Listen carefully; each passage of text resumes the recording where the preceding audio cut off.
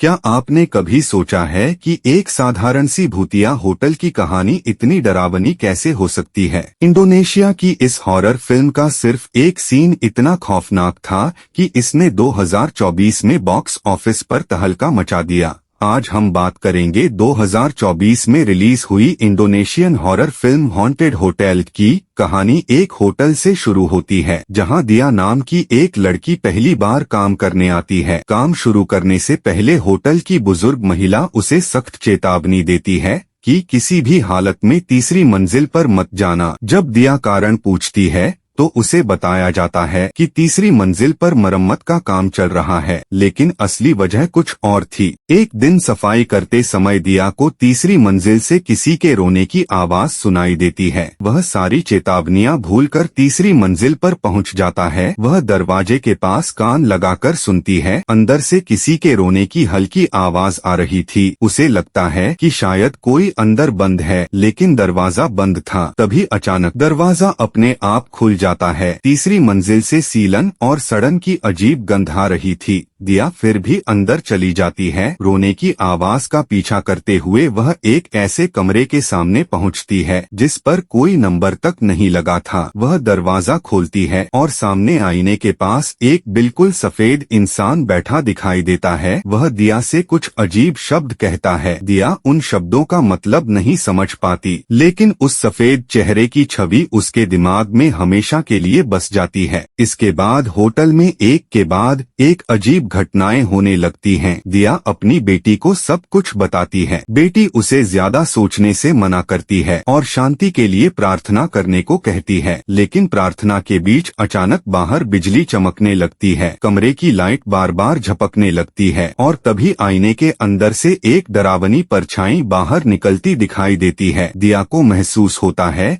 कि उसके पीछे कोई खड़ा है। वह धीरे धीरे पीछे मुड़ती है, लेकिन वहाँ कोई नहीं होता। डरकर वह बिस्तर पर लेट जाती है और खुद को कंबल से ढक लेती है। तभी उसके कानों में एक रहस्यमय आवाज आती है। बेटी आवाज सुनकर कमरे में पहुंचती है और वहां जो दृश्य देखती है उससे उसके होश उड़ जाते हैं। कुछ ही दिनों बाद कहानी में एक नया मोड़ आता है। टीना को अपने पिता से विरासत में वही होटल मिलती है। होटल संभालने से पहले उसकी दादी भी उसे वही चेतावनी देती है कि तीसरी मंजिल पर बिल्कुल मत जाना। टीना इसे गंभीरता से नहीं लेती, लेकिन एक रात वह देखती है कि होटल की तीसरी मंजिल पर लाइट जल रही है, जबकि दादी ने कहा था कि वहां कोई नहीं रहता। आखिर टीना खुद तीसरी मंजिल पर पहुंच जाती है। वहां पहुंचते ही उसे फिर वही डरावनी रोने की आवाज सुनाई देती है। आवाज का पीछा करते हुए वह उसी बिना नंबर वाले कमरे तक पहुंचती है। कमरा खोलने पर आईने के सामने एक पूरी तरह सफेद महिला बैठी दिखाई देती है। वह भी टीना से वही रहस्यमय शब्द कहती है। टीना कुछ समझ नहीं पाती और वहां से चली जाती है।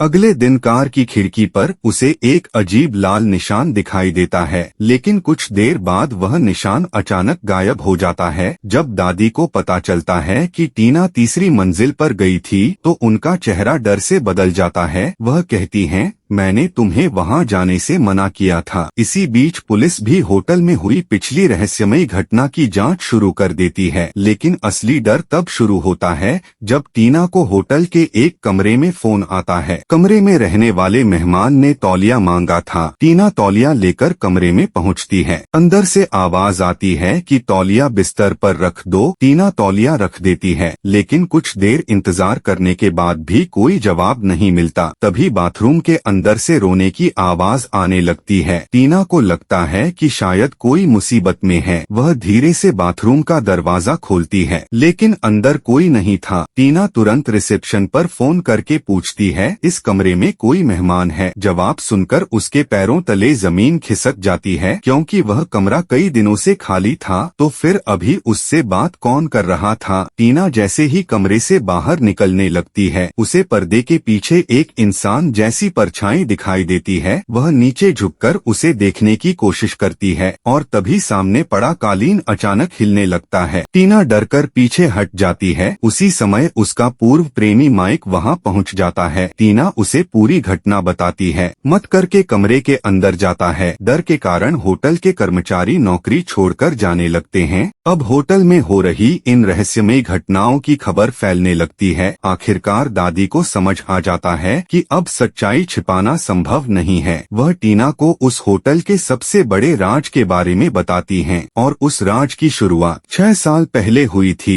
लेकिन आखिर 6 साल पहले तीसरी मंजिल पर ऐसा क्या हुआ था और वह सफेद इंसान कौन था? यही राज इस पूरी कहानी को एक भयानक मोड़ देता है। 6 साल पहले जो हादसा हुआ था वैसे ही आज रात दोबारा होने वाला है और इस बार निशाने पर मैं हूँ। क्या मैं अगली सुबह देख पाऊंगी? जानने के लिए बेल आइकन दबा दें। पार्ट 2 आपको अगले हफ्ते मिलेगा।